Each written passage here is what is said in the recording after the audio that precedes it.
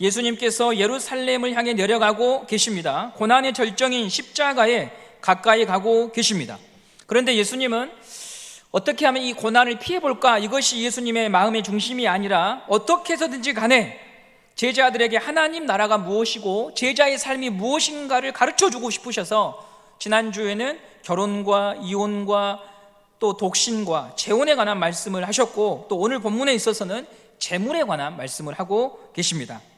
오늘 본문을 보시면 13절부터 15절까지는 어린아이들에 관한 말씀이 기록되어 있고요, 16절부터 26절까지는 부자 청년에 관한 말씀이 기록되어 있습니다. 즉, 두 가지 주제가 있는 거예요. 어린아이와 부자 청년.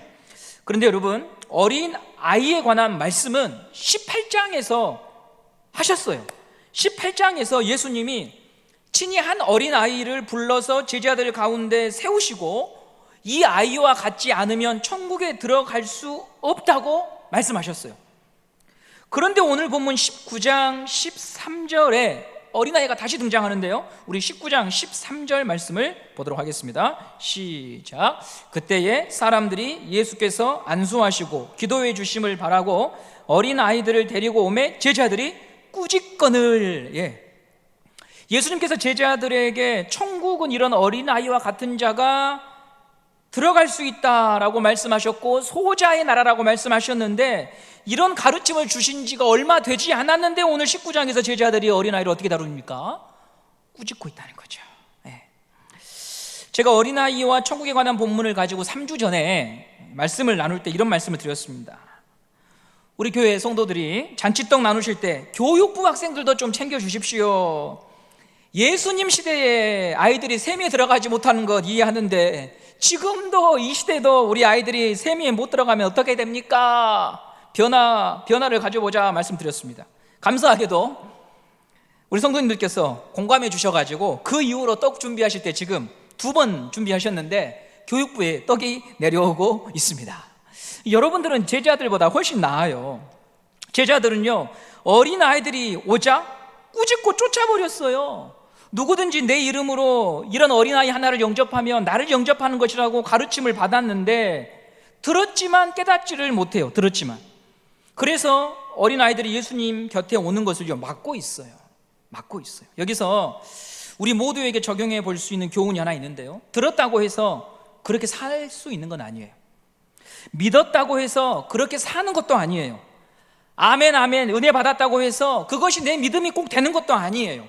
요즘처럼 사는 것이 어렵고 복잡하고 힘들수록 우리 성도님들은 은혜가 되고 감동이 되는 설교를 찾아다니실 거예요.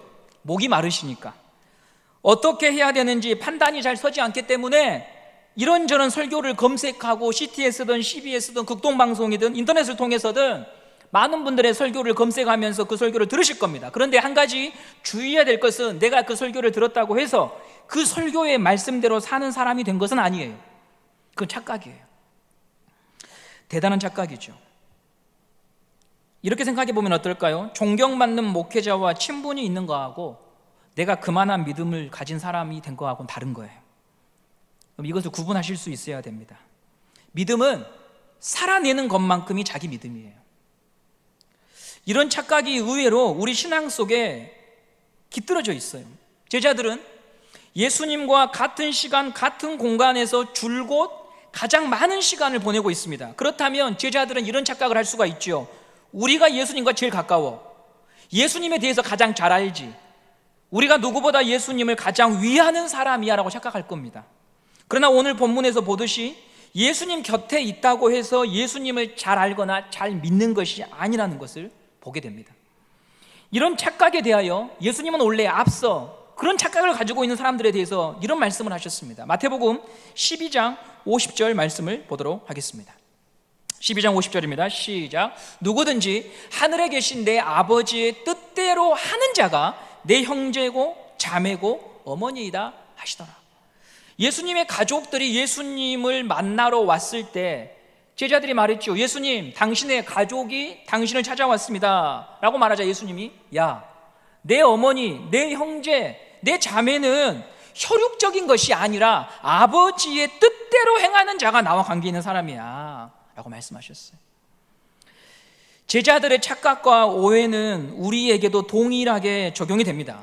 하나님의 뜻을 모른 채 그저 공간적으로 시간적으로 이 교회의 사역과 기독교적 모임에 우리의 시간과 물질을 들여서 많은 시간, 그런 기독교적 문화를 내가 누려왔고 거기서 일했고 사역했고 사람들이 나를 어떤 단체의 장으로 여긴다고 하는 그 자체가 내가 하나님과 가까운 사람이거나 내가 예수님의 사람이라고 착각할 수 있게 만드는데, 성경은 그걸 조심하라고 하는 거예요.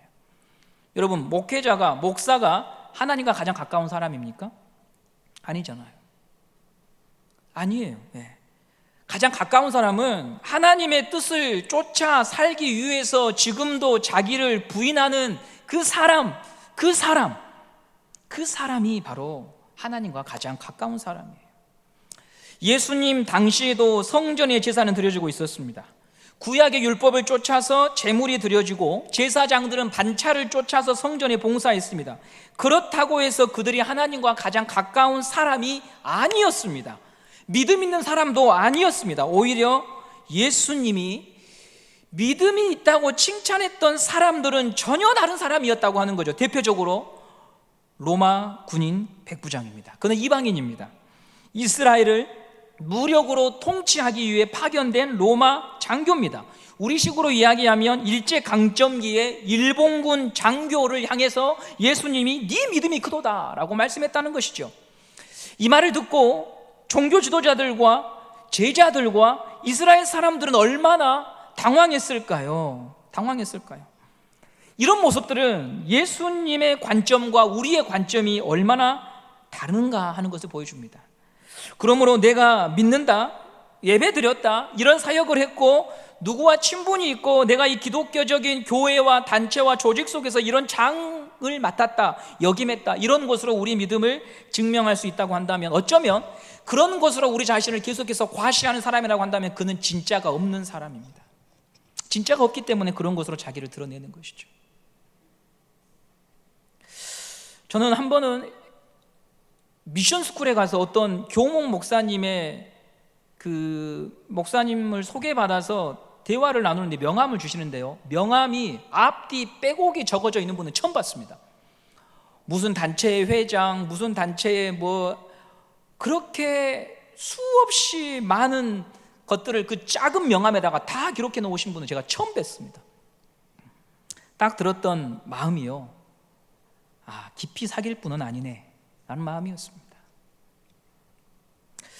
우리는 무엇을 추구하며 살아가야 할까요? 그 내용이 오늘 본문 16절에서 26절까지의 내용입니다. 부자 청년에 관한 이야기입니다. 그는 마가복음과 누가복음에도 등장합니다. 부자였고요, 관리였고 또 젊은이라고 나와 있습니다. 부자는 주목을 받습니다. 그때도 지금도 주목받습니다. 이스라엘 사회에서 부자는 돈이 가진 힘 때문에 주목받는 면도 있지만 신앙적 측면에서 볼 때 부자란 하나님께 복받은 사람이라고 하는 인식이 굉장히 강했습니다. 예를 들면 아브라함이나 이삭이나 야곱 모두 거부였습니다. 욥도 마찬가지고요, 솔로몬도 마찬가지입니다. 부자는 하나님께 복을 받고 사랑받는 사람이라고 하는 인식이 팽배했습니다. 물론 이런 관점은 한 면만 보는 것입니다. 이런 말이 있죠. 책 한 권 읽은 사람이 제일 무섭다고요. 그것만 알고 그것만 보기 때문에 가장 무섭습니다. 그게 전부라고 생각합니다. 재물이 하나님이 주신 복의 일부는 맞지만 재물이 곧 복은 아니죠. 그렇다면 가난한 사람은 저주를 받은 사람이 되잖아요. 가난한 사람은 버림받은 사람이 되잖아요. 누가복음에 여러분이 잘 아시는 거지 나사로와 부자 이야기 잘 아시죠? 누가 복받은 사람입니까? 하나님의 사랑을 받았던 자는 거지 나사로였습니다. 오히려 부자는 이름도 기록되어 있지 않고 슬피 울며 이를 가는 영원한 고통을 받습니다. 우리는 성경을 제대로 또 정확히 깊이 묵상해야 됩니다. 예수님은 예루살렘을 향해 걸어가시면서 제자들에게 바르게 하나님의 나라의 가르침을 들려주고 싶어 하십니다. 그리고 오늘 한 청년이 등장합니다. 우리 19장 16절 말씀 보도록 하겠습니다. 19장 16절입니다. 시작. 어떤 사람이 주께 와서 이르되 선생님이여 내가 무슨 선한 일을 하여야 영생을 얻으리이까? 청년이 어떤 질문을 합니까? 선생님, 선한 일이 뭡니까? 선한 일이란 게 뭡니까? 그리고 어떻게 해야 영생, 구원을 얻을 수 있습니까? 라고 묻고 있습니다. 먼저 선한 일에 대해서 묻고 있다는 것은 하나님의 백성이 되는 것, 영원한 생명 안에 들어갈 수 있는 것은 어떤 정도의 선한 일을 해야 된다고 그는 믿고 있는 것입니다. 어떤 선한 일을 통해서 하나님의 백성이 될 수 있다고 하는 생각을 그가 가진 것이죠. 그는 제법 건실하게 살아온 사람입니다. 18절에서 20절까지의 말씀을 보시면 계명을 다 지켰다고 말합니다. 살인, 간음, 도둑질, 거짓 증언, 한치의 부끄러움도 없다며 다부지게 말을 합니다. 사실 그는 거짓말을 하고 있는 것 같지는 않습니다. 도덕적인 사람이고 성실한 청년입니다. 그래서인지 예수님 옆에 있는 제자들도 부자 청년이 와서 예수님께 이 질문을 할 때요, 아이들에게 보여준 태도와는 전혀 다르게 청년을 가로막지 않았습니다. 제자들이 보기에도 이 청년은 우와 대단하다라고 할 정도의 어떤 위상과 그런 자세를 갖춘 사람이었다는 거죠. 자, 여기서 우리는 한번 정리해 볼 필요가 있습니다. 어린아이와 부자 청년의 이야기가 나란히 등장하고 있다고 하는 것은 마태의 의도입니다. 예수님께서 말씀하시고 싶은 하나님 나라의 특성을 설명하기 위해서 어린아이와 부자 청년 두 사람이 함께 등장하고 있다고 하는 것이죠. 사회적으로 볼 때 인정받는 사람은 청년입니다. 잘 살았다, 나도 저렇게 되고 싶다 인정받을 수 있는 사람은 부자 청년입니다. 종교적인 관점에서 볼 때도 이런 사람은 빨리 안수집사 피택받고 장로 피택받을 수 있습니다. 그런데 예수님의 판단은 너무 다르다는 데 놀라움이 있습니다. 예수님은 이 청년을 향해서 이런 결론을 내리지요. 19장 23절 말씀을 보도록 하겠습니다. 19장 23절입니다. 시작. 예수께서 제자들에게 이르시되 내가 진실로 너희에게 이르노니 부자는 천국에 들어가기가 어려우니라. 이 말은 여러분 불가능하다는 겁니다. 너는 들어갈 수 없다는 겁니다. 너는 안 된다는 겁니다. 반대로 어린아이들에게는 무슨 말씀을 하셨습니까? 19장 14절입니다. 시작. 예수께서 이르시되 어린아이들을 용납하고 내게 오는 것을 금하지 말라. 천국이 이런 사람의 것이니라 하시고, 가치 없어 보이는 소자, 셈에 들어갈 수 없는 어린아이들을 향해서는 천국은 저런 사람의 것이다. 반대로 누가 봐도 하나님의 복을 받을 청년에게는 하나님 나라에 네 자리가 없다 말씀하십니다. 자, 그러면 예수님께서 제자들에게 하고 싶은 말씀이 무엇일까요? 예수님은 제자들과 그리고 오늘 이 본문을 보고 있는 우리들에게 어떤 진리를 전하고 싶으신 것일까요? 그것은 하나님 나라에 들어갈 수 있는 자격, 제자됨의 자격은 사람에게 근거가 없는 오직 하나님만이 부여하시는 것이다. 믿으십니까? 하나님만이 주실 수 있는 것입니다. 그래서 천국은 누구에게나 열려있지만 누구나 들어갈 수 있는 곳은 아닙니다. 오직 하나님의 자유로운 주권과 선택을 통해서만 하나님의 백성이 될 수 있습니다. 부자 청년이 실수한 부분이 이 지점입니다. 자기가 행한 것을 토대로, 근거로, 그 바탕으로 하나님의 백성이 될 수 있다고 생각합니다. 그러나 기독교의 구원은 십자가밖에 없습니다. 십자가밖에 없다고 하는 것은 부정적으로 해석하면 너는 너를 구원할 근거가 하나도 없어. 하나님 앞에서 빵점이야. 모든 게 틀렸어. 예수 이외에는 길이 없어. 그것 말고는 안 돼. 오늘 전도사님과 함께 화순에 계시는 이춘일 장로님 신방을 갔습니다. 전에 담임 목사님과 함께 갔을 때 저희가 뵙지 못하고 왔거든요. 문이 잠겨서. 오늘도 사실 갈 때는 통화가 되지 않아서 뵐 수 있을지 없을지 확신이 서지 않았지만 일단 가는 게 우리가 할 수 있는 최대한 사랑이니까 갔습니다. 갔는데 대문이 열려 있더라고요. 그리고 현관에 들어갈 수 있었습니다. 이춘일 장로님 생각보다 많이 정정하셨습니다. 전에는 되게 많이 힘들어 보이셨는데 지금은 좀 정정하시면서 성도님들을 되게 그리워하셨습니다. 잠시 예배 드리고 나오는데 우리 장로님의 아내분께서 햇볕을 쬐이고 앉아 계시더라고요. 그래서 제가 한 번도 그분과 대화를 나누지 못했지만 이렇게 물었습니다. 집사님, 예수님 믿으시지요? 이렇게 제가 물었어요. 그랬더니 이분이 뭐라고 하시냐면 오직 한 길입니다, 이렇게 말씀하시더라고요. 깜짝 놀랐습니다. 깜짝 놀랐어요. 왜냐하면 그분이 저는 오랜 시간 신앙생활 하지 않은 걸로 알고 있었거든요. 그래서 어떤 대답이 나올지 궁금했는데 그분이 저와 전도사님 앞에서 오직 한 길입니다, 이렇게 말씀하시더라고요. 여러분, 구원은 예수 외에 길이 없습니다. 그분을 믿는 것 말고는 다른 대안이 없습니다. 예수님께서 어린아이와 같지 아니하면이라고 할 때 그 어린아이의 특성은 귀엽다, 천진난만하다, 그게 아닙니다. 부모의 도움을 입어야 살 수 있는 존재, 절대적으로 부모만 의존해야 살아가는 아이의 그 상황과 형편을 말하는 것이죠. 아이가 건강하고 유전적 형질이 좋고 혈통이 좋아 보여도 돌보는 손길이 없으면 생존이 불가능합니다. 기저귀를 갈아줘야 되고 온도를 맞춰줘야 되고 위험으로부터 지켜주고 씻겨주고 먹여주는 손길이 있어야 사는 것이지요. 이동할 수 있는 자유는 있지만 이동할 수 있는 능력이 없기에 부모가 그를 보호해 주어야 합니다. 그것이 아이의 상태입니다. 그래서 부모를 의존하는 그 아이의 상황을 예수님께서 가르쳐 주고 싶어서 너희는 하나님만 의존하는 백성이다. 백부장을 향해서 이만한 믿음을 가진 사람이 본 적이 없다고 하실 때 주님이 보셨던 것은 그의 이마에 있는 계급장이 아니라 그의 중심에 있는 예수님 당신이면 가능합니다, 당신의 말씀이면 충분합니다 라고 하는 믿음을 보셨고, 예수님은 이스라엘 사람들 속에, 종교 지도자들 속에서, 제자들 속에서 볼 수 없었던 그 믿음을 백부장의 심령에서 보시고 이만한 믿음을 본 적이 없다고 말씀하셨던 것입니다. 부자 청년이 의지하는 것은 예수가 아닙니다. 사실 그가 의지한 것은 자기 자신이고요, 재물이고요, 더불어 도덕적으로 살아온 삶이지요. 예를 들면 나는 저런 사람과는 다르다는 태도, 양심적으로 내가 살아왔고 땀 흘리며 살았다고 하는 그런 자부심이 그의 근거와 기준이었습니다. 보통 자수성가하신 어르신들 뵈면 이런 관점들을 많이 가지고 계시더라고요. 남들에게 피해 주지 않고 살아오신 분들, 어려운 고비를 이겨내시고 가정과 사업을 이루신 분들이 이런 마음들을 많이 가지고 계십니다.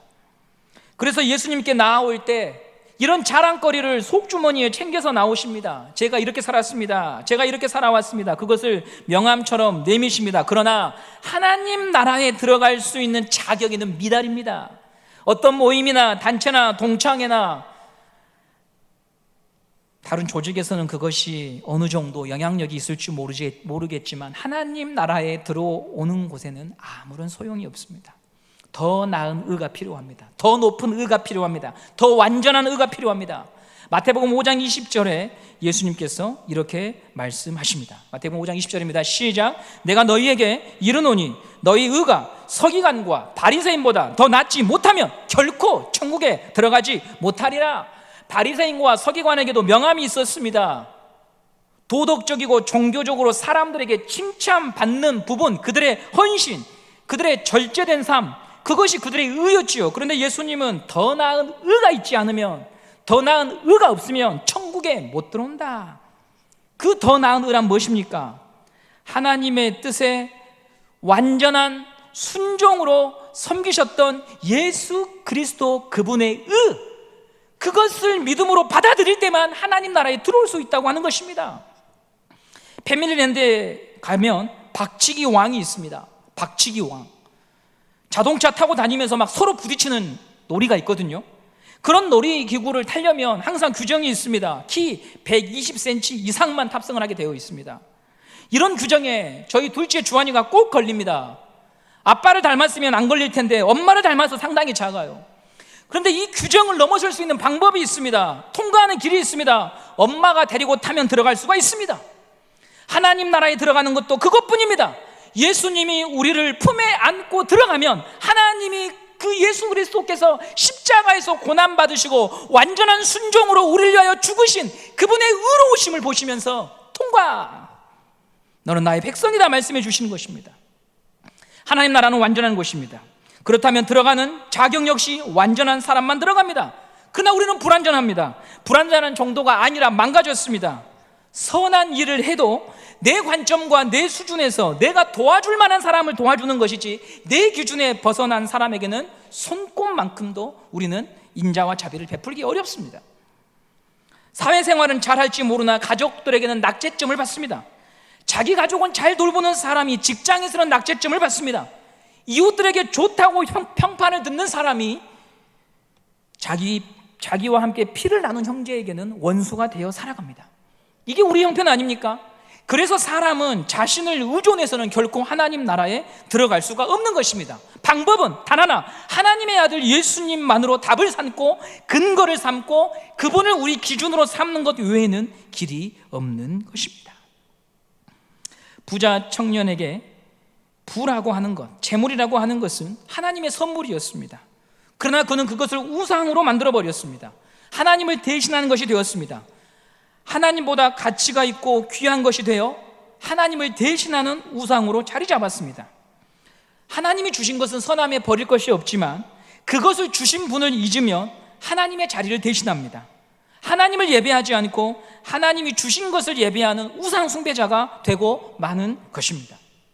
공동회의를 앞두니까 여기저기서 다 출석해서 투표해야 된다 이런 말들이 돌더라고요.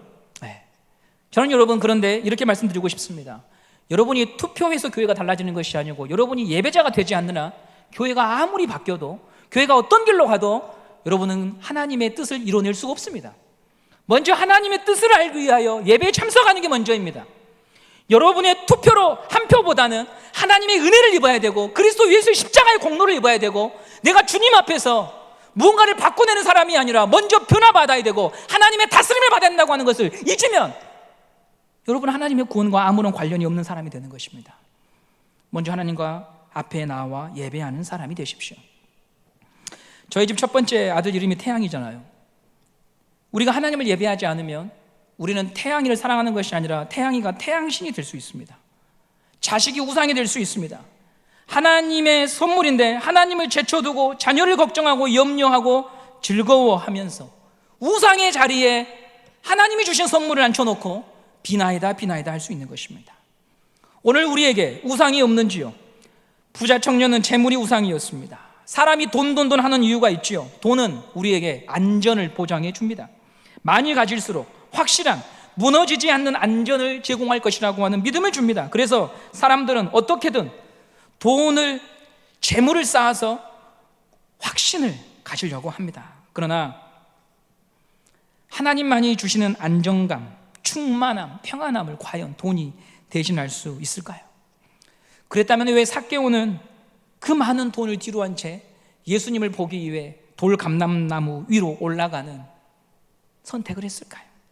왜 솔로몬은 천문학적인 재물을 가지고 있었음에도 불구하고 허무하다 노래했을까요?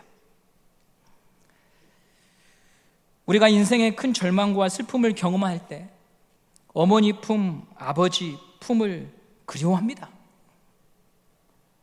정말로 사는 것보다 죽는 것이 낫다고 느껴질 때 어머니를 떠올리고 아버지를 떠올립니다.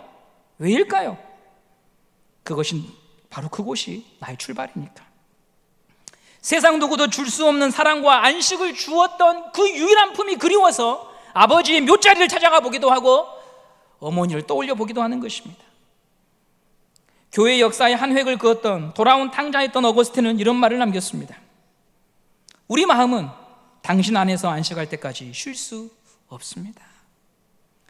모든 인생이 하나님께서 출발했고 하나님을 위해 살도록 창조되었기 때문에 하나님 안에서만 우리는 안식할 수 있는 것입니다.